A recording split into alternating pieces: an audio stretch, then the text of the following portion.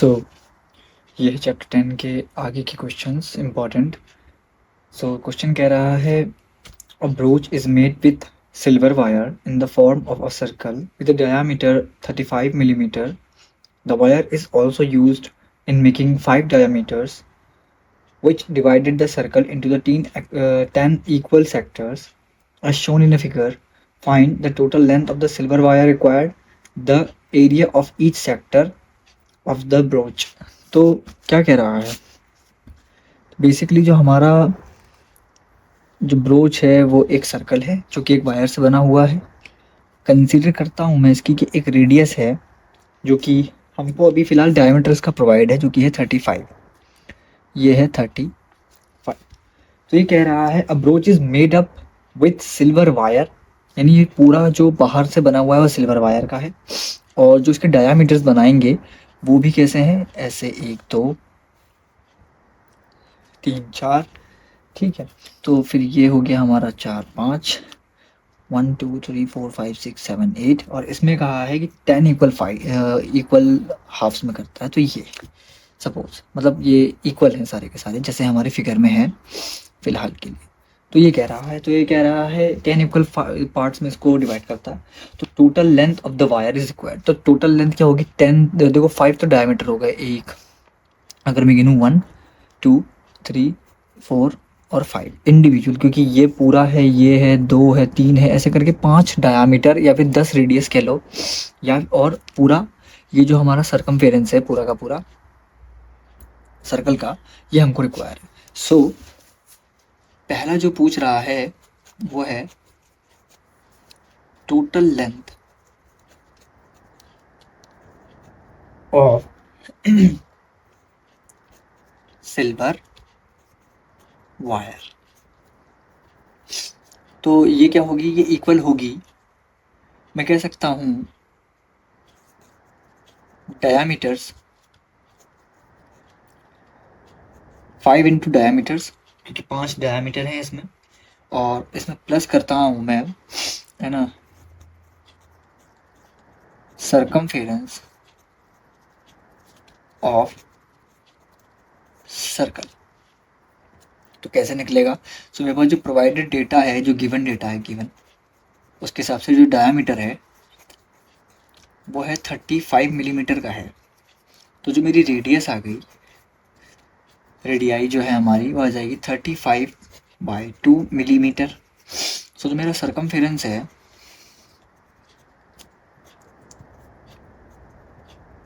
ये मेरा आ गया 2πr।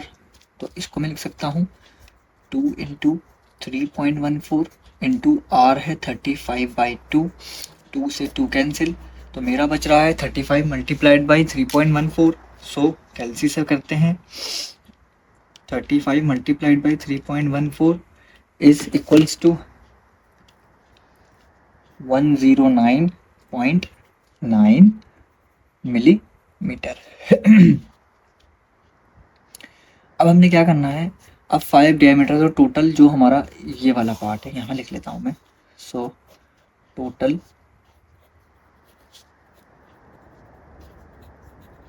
Length of silver wire equal to 5 into 35 plus 109.9। So इसमें हमने क्या करना है, 35 मल्टीप्लाइड बाई 5 ये होता है 175 प्लस 109.9, इसमें 109.9 ऐड करना है, जो कि मेरा बैठ रहा है 284.9, जो नियरली इक्वल है 285 मिलीमीटर के। तो इतना वायर मेरे को चाहिए होगा जिस तरीके का हमारा ब्रोच हमको दिखाया गया है उसके लिए।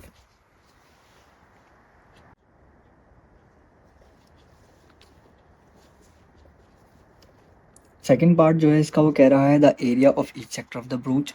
तो हम जानते हैं कि ये जो सर्कल है एक तरीके से ब्रोच का जो सर्कल है, और इसके जो डायामीटर्स हैं वो उसके 5 हैं, जो कि इसको 10 इक्वल रेडियस में काट देते हैं। तो मैं मान के चलता हूँ कि यहाँ पर हमारे पास टोटल का टोटल जो हमको पता है कि जो एंगल होता है वो हमारा 360 होता है।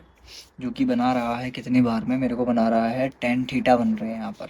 10 थीटा से अगर एक थीटा ले लूँ तो 1 2 3 4 5 6 7 8 9 और 10 तरीके के थीटा बन रहे हैं और सारे इक्वल थीटा हैं यहाँ पे क्वेश्चन में गिवन है। तो मैं ये कह सकता हूँ जो थीटा है वो कितना है 360 डिवाइडेड बाई 10। तो यहाँ से एक जो थीटा आएगा वो 36 डिग्री का आ रहा है। तो मैं कहूँगा area of sector, area of sector equals to theta upon 360 जैसा हम जानते हैं इंटू पाई आर स्क्वायर। तो 36 divided by 360 into 3.14 into radius का जो है यहाँ पर वो है 35 divided by 2 into 35 divided by 36 multiplied by 3.14 into 35 into 35 is equals to divided by 360 divided by 4। तो ये आ रहा है 96.1625 मिलीमीटर स्क्वायर। ये हो गया एरिया ऑफ एच सेक्टर। ठीक है, ये एक और इम्पोर्टेंट क्वेश्चन है। इसमें कहा है a round table cover has a 6 equal designs as shown in a figure. If the radius of the cover is a 28 centimeter, find the cost of the making the design at the rate of 0.35 per meter centimeter square। तो मैंने इसको बनाने की कोशिश करी है यहाँ पर इस फिगर को। फिलहाल आपको ये दिख रहा होगा इसके बुक वाले डायग्राम का भी।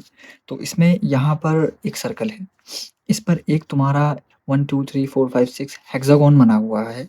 अब हमने क्या कर रखा है कि यहाँ पे एक शेडेड पॉइंट्स हैं, डिज़ाइन मान रखा है जिसको बनाने की कॉस्ट जो आ रही है, यहाँ पे लिखता हूँ मैं कि कॉस्ट आ रही है आपकी कॉस्ट ऑफ मेकिंग डिज़ाइन 0.35 पर सेंटीमीटर स्क्वायर है। तो ये कह रहा है एक जर्नल, और इसका जो रेडियस है, रेडियाई, वो है 28 सेंटीमीटर। तो बहुत ईजी है बट थोड़ा सा बच्चे इसमें कंफ्यूज हो जाते हैं। तो इसमें क्या करना है, हमारे पास मैं जानता हूँ कि अगर ये सर्कल है तो इसकी यहाँ से यहाँ तक की जो रेडियस है वो 28 है। अगर ध्यान से देखें तो अगर मैं इस पे ड्रॉ करता हूँ तो एक तरीके से ये सेक्टर है। ठीक है, तो मैं इसको ऐसे कह सकता हूँ, एक ऐसा सेक्टर है। हमको इसका ये वाला एरिया चाहिए, तो ये क्या है, ये सेगमेंट है। मैं क्या करूँगा, एरिया में से किसके, सेक्टर के एरिया में से ट्रायंगल का एरिया माइनस कर दूँगा तो मेरे पास किसका, सेगमेंट का एरिया आ जाएगा और वही मेरे को चाहिए, और उसको मल्टीप्लाई करेंगे हम बाद में हमारी जो कॉस्ट आ रही है। तो यहाँ पर कितना एरिया बन रहा होगा, यहाँ पे टोटल ये पिछली बार की तरह हम क्या करेंगे, इस बार 1 2 3 4 5 6 है, तो हम देख सकते हैं कि जो 360 है वो डिवाइड हो रहा है 6 थीटा से। तो now theta will be equals to 360 divided by 6। तो ये एक 60 डिग्री का एंगल बना रहा है,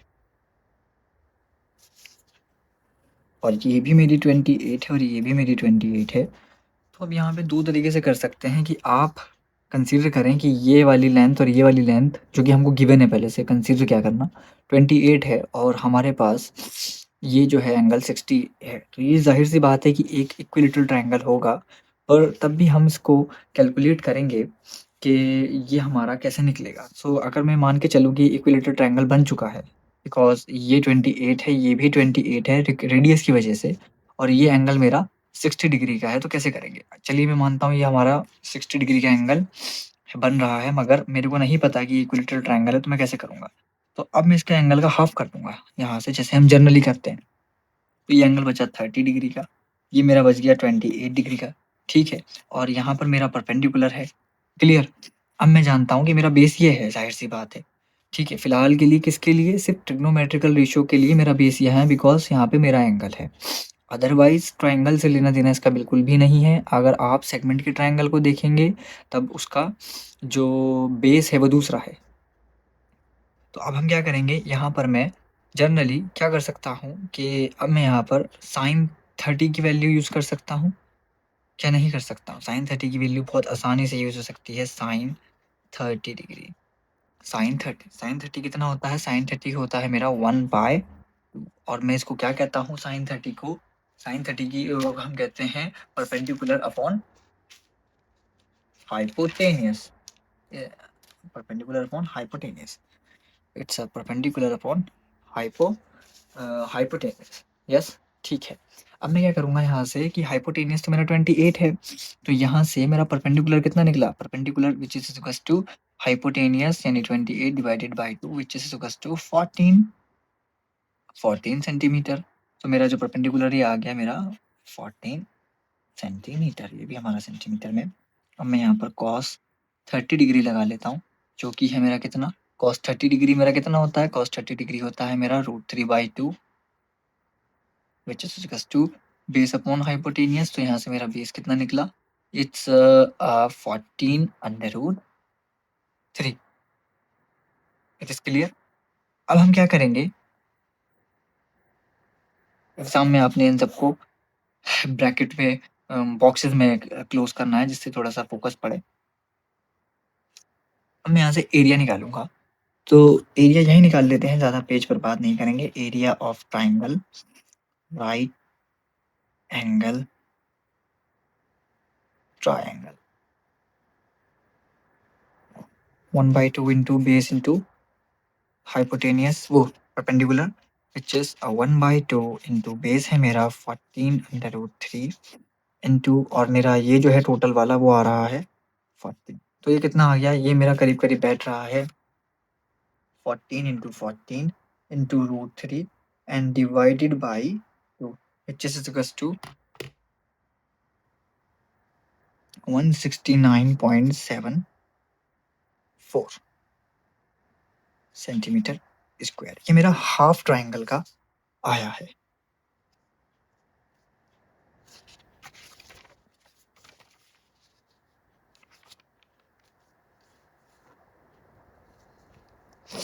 तो अब मैं क्या करूंगा? अब मैं फुल ट्राइंगल का निकालूंगा। So total area of triangle, total area of triangle which is equals to twice into area of normal, जो मैंने ट्राइंगल का निकाला था, वो होगा 2 इंटू 169.740। ठीक है, तो अगर मैं इसको मल्टीप्लाइड बाय करता हूँ 2 से, तो ये मेरा आ रहा है 339.48 नियरली सेंटीमीटर स्क्वायर। अभी मेरा क्या है? Area of triangle. अब मैं यहाँ पे निकालूंगा एरिया ऑफ सेक्टर। देखिए, मैं नाम वगैरह नहीं लिख रहा, AOB या BOC टाइप जो भी है आप खुद से ले सकते हैं, अदरवाइज क्योंकि ये बहुत बार प्रैक्टिस हो चुकी है तो नहीं निकाल रहा हूँ। So theta upon 360 into pi R square, तो ये क्या हो जाएगा? हमारा जो एरिया, जो एंगल था इंडिविजुअल का 36, फिर से 360 multiplied by 3.14 into radius. Radius मेरी कितनी थी? Radius it's 28 into 28।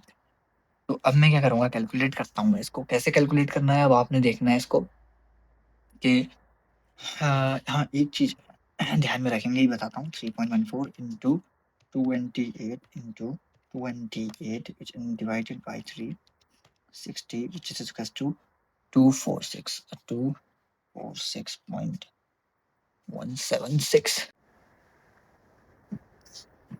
Oh, sorry, it's a 60. So 60 into 3.14 into 28 to 28 equal to divided by 360. It's a 410.29 centimetre square. अब देखिए, एक चीज आपने ध्यान रखनी है कि आपने √3 की वैल्यू को 1.7 लेके चलना है, तब आपकी वैल्यू सही आएगी। मैंने पूरी वैल्यू ले ली क्योंकि मैं कैलकुलेटर से कर रहा हूँ, तो ये बहुत कम आंसर आ जाएगा। तो फिलहाल मैं पूरा सॉल्व कर देता हूँ, आपने ज़्यादा दिक्कत लेनी नहीं। सो हम यहाँ पे निकालेंगे area of segment is equals to area of triangle, area of, पहले सेक्टर आएगा, area of sector minus area of triangle.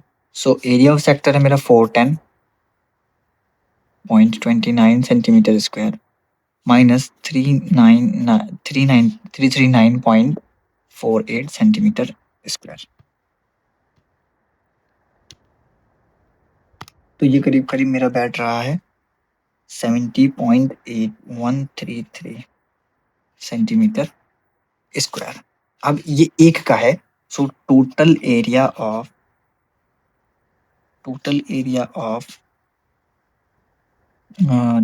Of design part में कह सकता हूँ। डिजाइन पार्ट वो क्या हो जाएगा, हो जाएगा 6 इंटू एरिया ऑफ सेक्टर। तो 6 into 70.81 is enough centimetre square into 6, तो ये आ जाएगा आपका 424.88 सेंटीमीटर स्क्वायर। अब मैं जानता हूँ कि जो कॉस्ट है 0.35 पर सेंटीमीटर स्क्वायर की है। तो मेरा जो आया है वो आया है 424.88 सेंटीमीटर स्क्वायर है। तो मैं इसको 0.35 से मल्टीपल कर दूंगा, तो यहाँ पर ये रुपीस,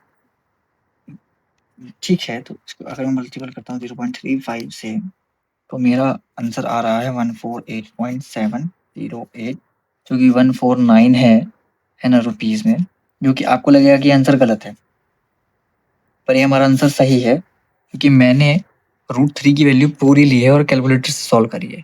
अगर आप इसको किससे √3 की वैल्यू को अगर आप बस 1.7 लेकर के करेंगे, तब आपकी जो वैल्यू है वो बिल्कुल सही आएगी, जो कि करीब करीब 162 या 163 के आसपास आएगी।